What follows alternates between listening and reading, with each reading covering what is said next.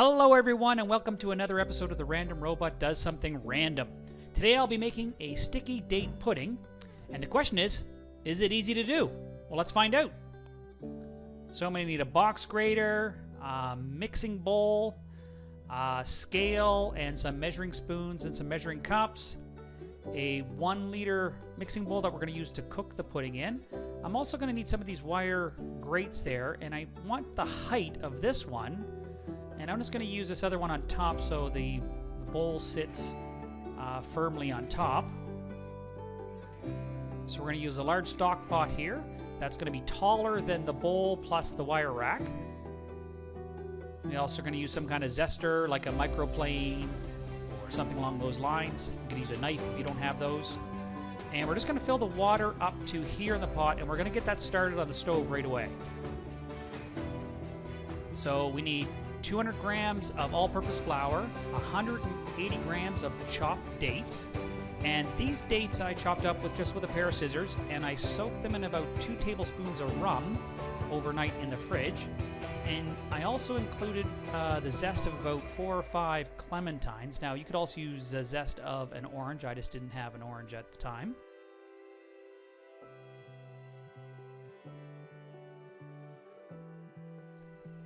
So the next ingredient here is chopped walnuts. Now, when you take the walnuts out of the bag, before you use them, just roast them lightly on a dry fry pan, just a little bit to bring out some of the flavor. And then we're just going to chop those up on the cutting board here with a knife.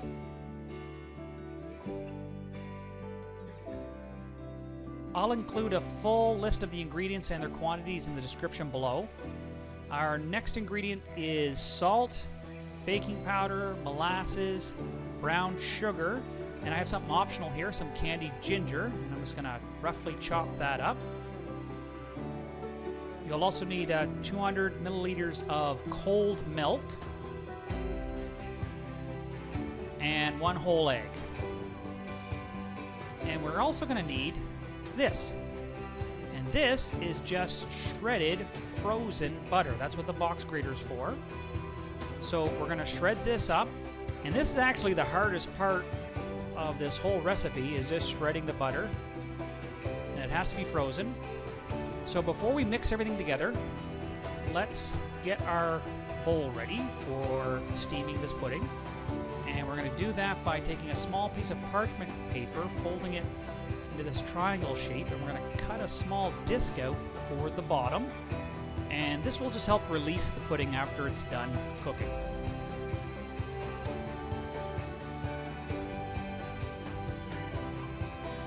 And we're also going to butter the whole inside of this bowl. So I made a little oops there. I should have added the baking powder and the salt to the flour first and mixed it in thoroughly. In this case, it didn't make any difference for the end result, but I'm using unsalted butter here. So if you were to use salted butter, just omit the salt from the recipe. We're just going to lightly mix that together.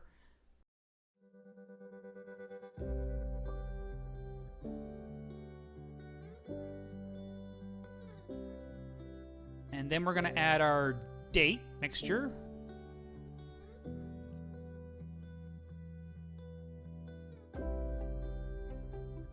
And then we're going to follow that up with our nuts and our candied ginger. So here's where I remember to put the salt and baking powder in. But we're not mixing it aggressively. We're just folding all the ingredients in to coat them kind of with the flour. We're not trying to melt that butter. It's very important that butter is frozen.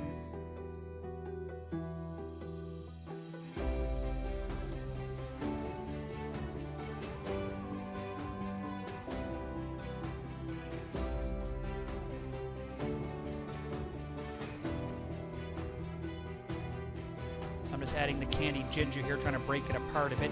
Again, it's optional.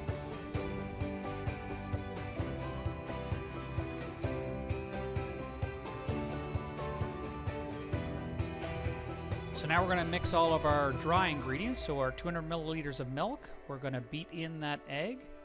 Make sure it's well incorporated. Then we're going to add our brown sugar.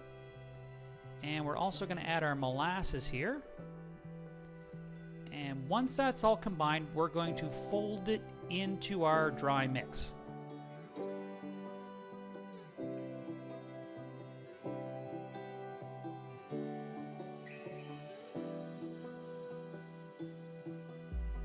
Again, I'm just folding stuff in here. I'm trying not to develop the gluten of the flour. We don't want this to be tough.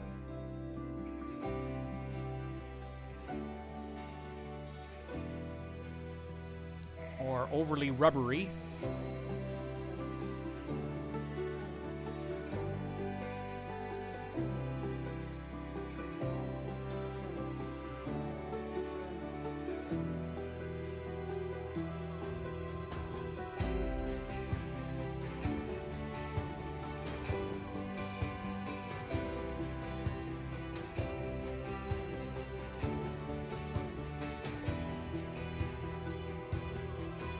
And once that's all done, we're just going to pour it into our buttered bowl.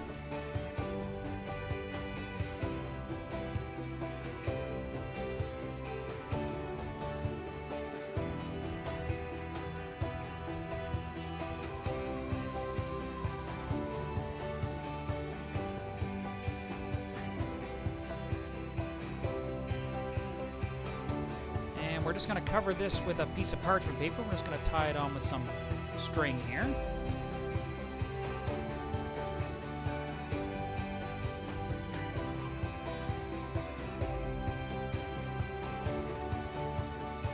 So I'm just going to trim off the excess here.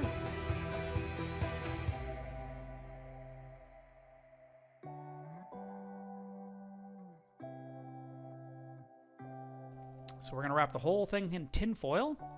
All we're doing is trying to keep all the moisture out of the bowl. We don't want all that steam getting into the pudding, which would make it quite soggy if it did. So this is kind of an important step here.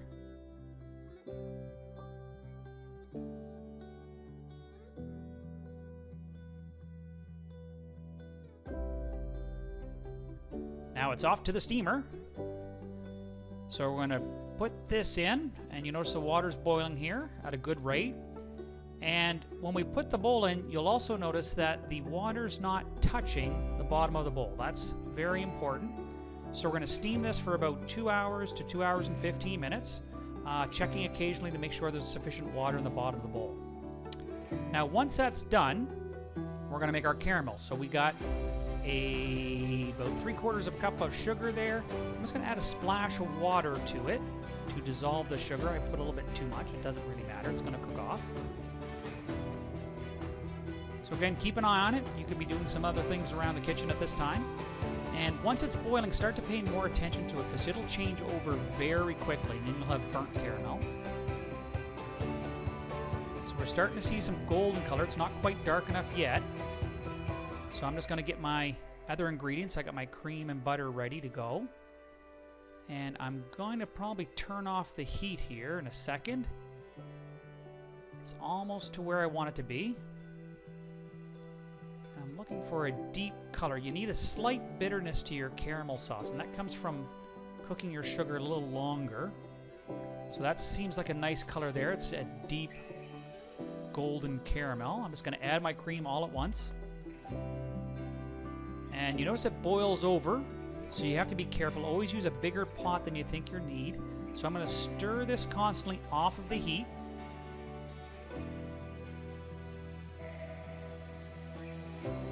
And then I'm going to add my butter, and you have to stir this continuously. If not, it'll separate.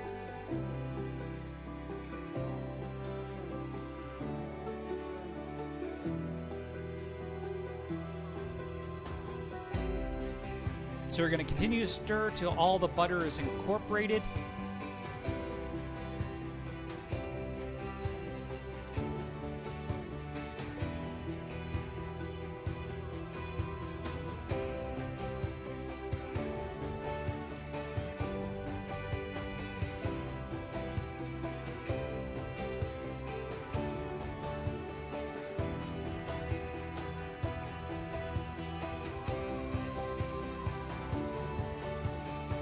And once all the butter is incorporated, then I'm going to add my vanilla.